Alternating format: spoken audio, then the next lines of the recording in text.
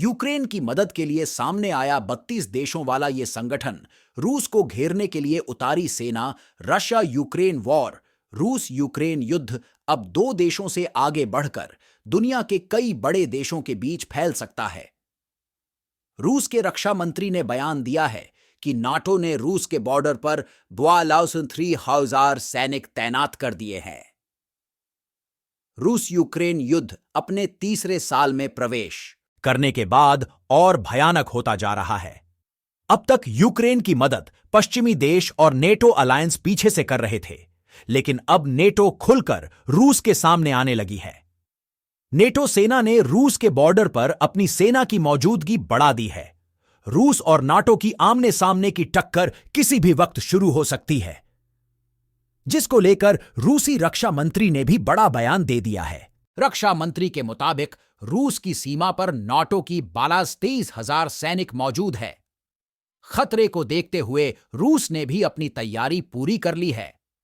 NATO की चुनौती का सामना करने के लिए मॉस्को और सेंट पीटर्सबर्ग इलाके को भी मिलिट्री डिस्ट्रिक्ट के रूप में विकसित किया जा रहा है, ताकि किसी भी इमरजेंसी स्थिति से आसानी से निपटा जा सके।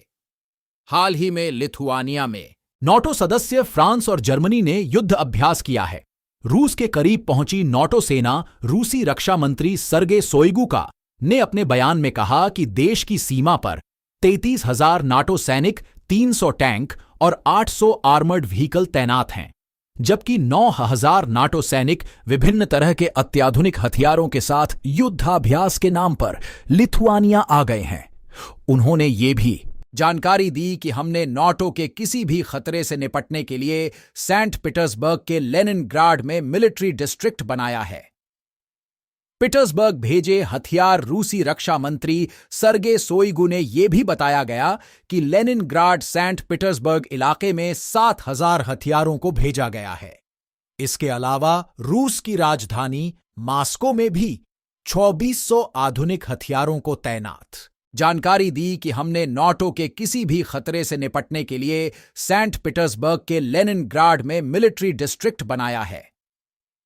पीटर्सबर्ग भेजे हथियार रूसी रक्षा मंत्री सर्गे शोइगु ने यह भी बताया गया कि लेनिनग्राड सेंट पीटर्सबर्ग इलाके में 7,000 हथियारों को भेजा गया है। इसके अलावा रूस की राजधानी मॉस्को में भी 2,400 आधुनिक हथियारों को तैनात किया गए हैं। यूक्रेन को अमेरिका की मदद यूएस के हाउस ऑफ रिप्रेजेंटेटिव ने यूक्रेन के लिए $61 बिलियन की सहायता देने वाला प्रस्ताव पारित किया है, जिसके बाद कई डेमोक्रेट्स ने सदन में खुशी मनाई और यूक्रेन के झंडे लहराए। रूस के खिलाफ जंग लड़ रही यूक्रेन आर्मी को इस सहायता की सीधे तौर पर मदद मिलेगी।